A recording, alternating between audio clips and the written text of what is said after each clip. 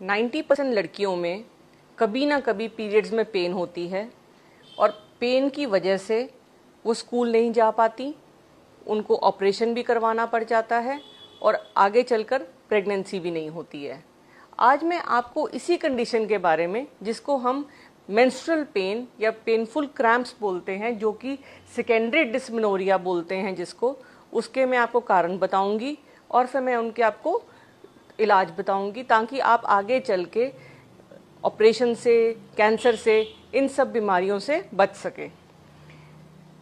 16% to 91% ladies में जो दर्द होती है, कई बार हल्की होती है, सीवियर नहीं होती है, वो नेचुरल है, नॉर्मल है।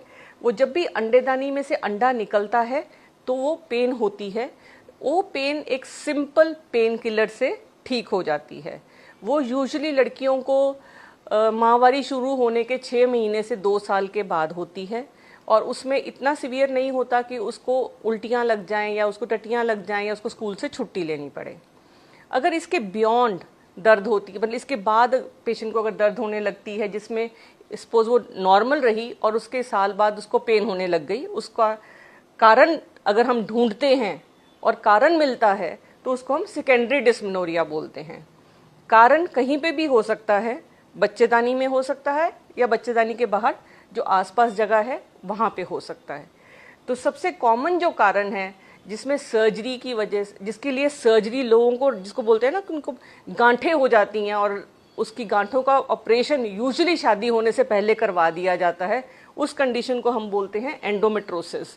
जो एंडोमेट्रोसिस है, इसमें क्या होता है, जो लाइनिंग है यूट्रस की, जो सेल या लाइनिंग के हैं, वो लाइनिंग के अलावा कहीं कहीं और पेट में भी, ट्यूबों में, अंडेदानी में, गुर्दे के आसपास कहीं पे भी हो सकती हैं। जहाँ जो माहवारी के अंदर ये खून बनता है वो माहवारी में तो बाहर निकल जाता है, लेकिन जो ये सेल्स जो अंदर पड़े हैं, इनमें जो खून बनता है वो कहीं बाहर नहीं जा सकता, वो वहीं पे इकट्ठा होता है। जब वो खून वहाँ पे इकट्ठा होगा तो लड़की को पेन बहुत ज़्यादा होगी। धीरे धीरे जो ये खून है ये अपनी जड़ें फैलाता है। ये जैसे जैसे जड़ें फैलाएगा ये सब कुछ आसपास चिपकना शुरू हो जाएगा। जैसे जैसे ये चिपकेगा ये ट्यूब्स भी काम नहीं करेंगी, ये अंडेदानियाँ भी बड़ी बड़ी हो जाएंगी और जब ये बड़ी हो जाएंगी तो फिर ये पेट में बहुत दर्द पैदा करेंगी और दूसरी बात, बच्चा होना नामुमकिन जैसा हो जाता है। इस कंडीशन में इस कंडीशन में ये देखिए, ये बड़ी बड़ी रसौलियाँ बन गई हैं इस लेडी की, प्रेगनेंसी नहीं है।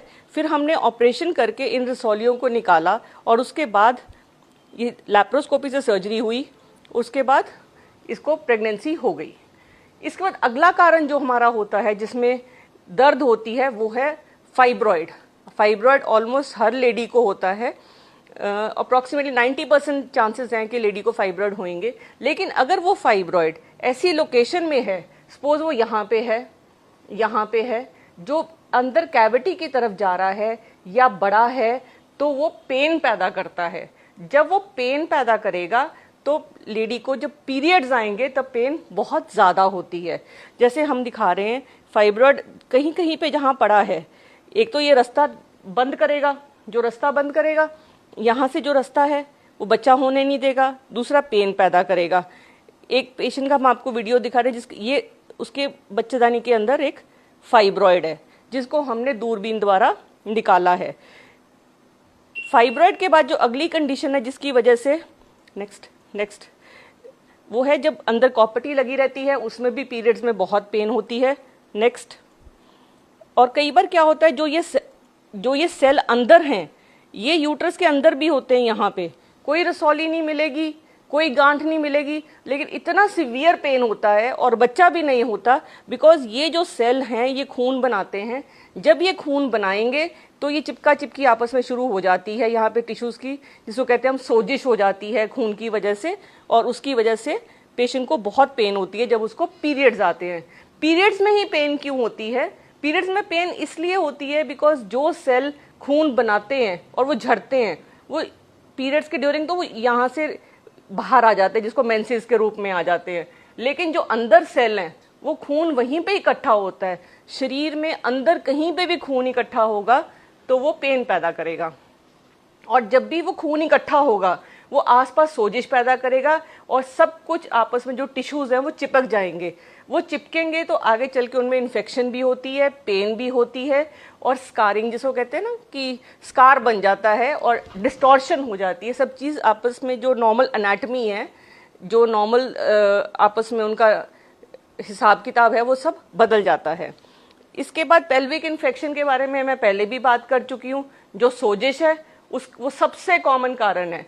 आपस के संबंध से इन्फेक्शन बहुत कॉमन होती है और पीरियड्स में पेन। अगर एक लेडी नॉर्मल पीरियड्स ले रही थी और फिर सडनली उसको पेन होने लगी है तो उसकी जो यूट्रस के आसपास की जगह थी, जिसके अंदर आसपास जो टिश्यूज थे जो रुई जैसे होते हैं, उसमें अगर इन्फेक्शन होएगी तो जब ब्लीडिंग होती है तो यहाँ पे जो इन्फेक्शन है वो पेशेंट को पेन पैदा करती है। इन्फेक्शन अगर किसी लेडी को नॉर्मल पीरियड्स आ रहे थे और सडनली उसको कमर में दर्द होने लगी है या पेट में दर्द होने लगी है तो पहली चीज़ उसको सोचना है कि उसको इन्फेक्शन हो सकती है। इसके बाद एक और कारण है पीरियड्स में पेन होने का, जिसमें यूट्रस एबनॉर्मल होती है। कई बार किशोरियों को महीना नहीं आता, महीना थोड़ा आता है। जब उनका अल्ट्रासाउंड कराया जाता है, MRI कराया जाता है तो उसमें ये समझ आती है कि पीरियड्स उनको कम हो रहे हैं। उसका कारण है बिकॉज यूट्रस अलग अलग शेप में पड़ी होती है बॉडी में और वो पेन पैदा करती है। तो कभी भी जो पेन एक नॉर्मल पेन से ज़्यादा है, जिसके लिए बहुत ज़्यादा दवाई खानी पड़े, उसका इलाज अवश्य टाइम से होना चाहिए। अब मैं आपको ये बताऊंगी कि आप सर्जरी से कैसे बच सकते हैं, ऑपरेशन से कैसे बच सकते हैं।